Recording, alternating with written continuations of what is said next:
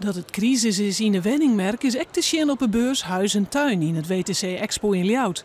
Ze binden de helft minder stands hoe wenninginrichting als verlien hier. Maar in de hal van een huizenverkeer stiert het juist behoorlijk vol. We hebben verschillende kantoren in heel Friesland. En qua bestaande bouw hebben wij volgens mij nog nooit zo volle te keep gehad dan dit hier. En ja, ik nijbouwprojecten. Op Stuit staan er dik 10.000 wenningen te keep in Friesland. De merk zit hielendal op slot. Het is de heeste tijd dat er wat gebeurt. Oors komt het op een kop verkeerd, denken Frieske makelders.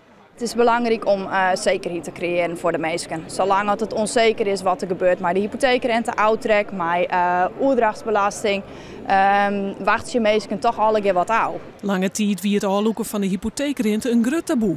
Maar die tijden binnen voorbij. Uit onderzoek van Omroep Friesland en Eén Vandaag blijkt dat 82% van de Friezen het net slim vindt dat het behind of afschaft wordt. Goeie zaak. Ik bedoel, de hele wenningmarkt zit nou op slot. En als er niks van doet, dan gebeurt er ook niks. Dus ik vind het wel een goede zaak. Wat heb je zelf een keer op huis? Ja. En we hebben geen schulden meer. Het is een makkelijke zaak voor u, maar als het nou gaat, zo komt het net goed. Gedeeltelijk, als het maar in fase gaat, dus niet in één keer. En dan is het wel op te brengen door iedereen. Als het in één keer gaat, dan komen we nog meer in de problemen. Ja, en we hebben zelf een koophuis. Dus dan, als ik ja zou zeggen, zou ik mezelf wel erg... dan zouden we wel in de problemen komen. Dus nee, ik zou eigenlijk... nee. We zijn al met inderdaad de kindertoeslag en alles wat al minder wordt. Dus als dat wegvalt, dan hebben we wel een probleem, ja. Maar het net meer aanloeken van de hypotheekrente is net een wondermiddel, verwacht die Frieske makelders. Wat gebeurt er qua bezuinigingen met de koopkracht?